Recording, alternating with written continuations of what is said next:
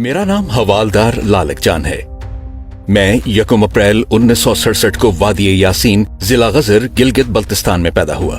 मैंने अपनी इब्तदाई तालीम government middle school for boys हिंदौर से हासिल की। मैंने 10 दिसंबर 1984 को पाक फौज में शमूलियत इख्तियार की। बंजी में अपनी अस्करी तरबियत मुकम्मल की और 1985 में 12वीं नॉर्दर्न लाइट इन्फेंट्री में तैनात हुआ। वक्त के साथ मैं असलहा इंस्ट्रक्टर भी रहा।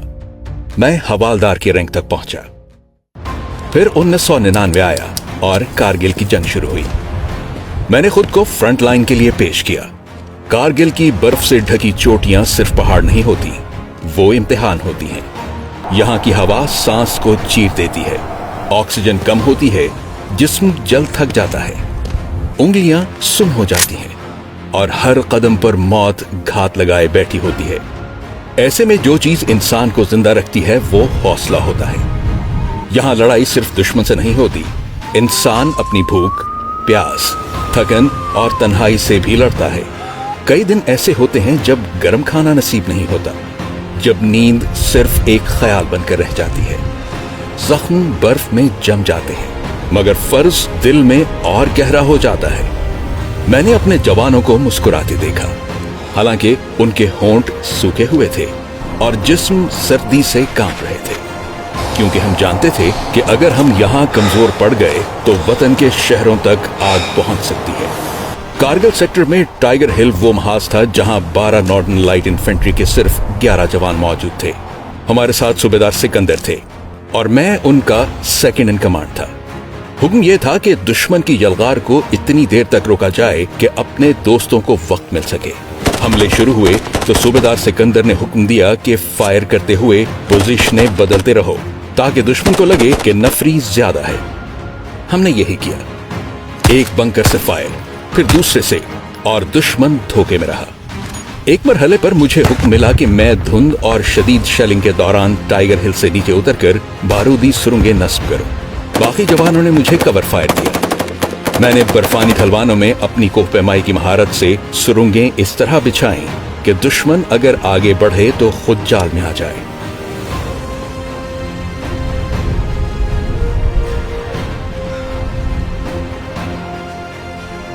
मैं वापस आया तो जाल तैयार था, अब दुश्मन को सिर्फ इसमें आना था।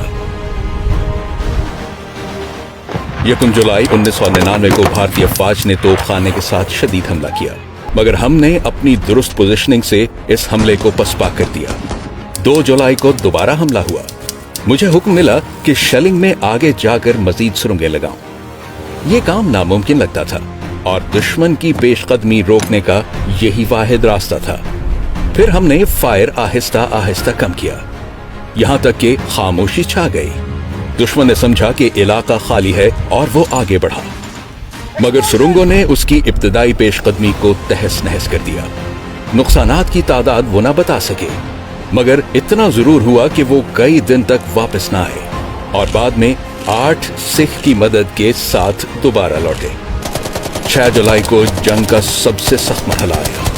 दुश्मन ने एक गैर मुतवक्के हमला किया। इस दिन हमारे 7 जवान शहीद हुए और सूबेदार सिकंदर भी शहादत पा गए। अब मैं सीनियर था और मेरे साथ सिर्फ 3 जवान बाकी रह गए थे। मैंने उन्हें इस तरह फैलाया कि 4 आदमी भी ज्यादा दिखाई दें। मैंने कहा, एक जगह रुकना नहीं है, फायर करते रहो। फिर 7 जुलाई 1999 आया। दुश्मन ने दोबारा हमला किया। मेरे 2 साथी शहीद हो गए।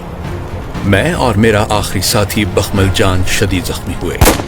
मेरा बायां बाजू नाकारा हो चुका था, मगर मैंने लाइट मशीन गन संभाली। बखमल जान मुझे गोला बारूद देता रहा और वो भी जख्मों की ताब न लाकर शहीद हो गया। मैं अपनी पोस्ट पर अब अकेला रह गया था, लेकिन दूसरी पोस्टों पर मौजूद जवानों के कवर फायर की वजह से मैं महफूज रहा।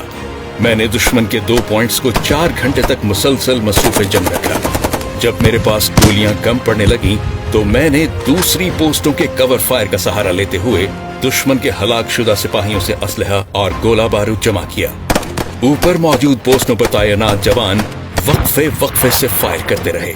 جس کی وجہ سے دشمن کو یہی محسوس ہوتا رہا کہ ہماری نفری بہت زیادہ ہے اور انہیں میرے اکیلے ہونے کا گمان تک نہ ہوا۔ لالک چند، اپنی پوزیشن ہولڈ کرو، ہم ری انفورسمنٹ کے ساتھ نیچے آ رہے ہیں، ہمت رکھو، مدد رستے میں ہے۔ میں زخمی تھا مگر میں پیچھے نہیں ہٹا۔ جب کیپٹن امیر کی قیادت میں کمپنی مدد کو پہنچی تو کیپٹن امیر نے کہا کہ واپس چلو، مگر میں نے جواب دیا، میں ہسپتال کے بستر پر نہیں بلکہ میدان جنگ میں مرنا چاہتا ہوں۔ ہمیں دشمن کی حدود میں جا کر ان کا اسلحہ ڈیپو تباہ کرنا ہے۔ کوئی ہے جو یہ کام کرے گا؟ سر، میں جاؤں گا۔ میں زخمی تھا مگر میں نے رضاکارانہ طور پر یہ مشن مانگا۔ پہلے انکار ہوا، پھر میری کوہ پیمائی اور بارودی تجربے کی بنیاد پر اجازت مل گئی۔ میں نے دھماکہ خیز مواد اٹھایا، کندھے پر AK-47 سنبھالی اور شدید شیلنگ میں دوسری بار نیچے اترا۔ چھپتے چھپاتے خفیہ بنکر تک پہنچا اور بارود اندر پھینک دیا۔ وہ بنکر اسلحہ ڈیپو بھی تھا۔ دھماکے نے اسے تباہ کر دیا اور دشمن کے 19 سے 20 آدمی بنکر کے اندر اور آس پاس ہلاک ہوئے، مگر دشمن نے مجھے دیکھ لیا۔ چاروں طرف سے فائر کھلا، میں نے مزاحمت کی، جوابی فائر کیا، شدید مارٹر شیلنگ میں زخمی ہوتا گیا اور آخر کار شہادت پا گیا۔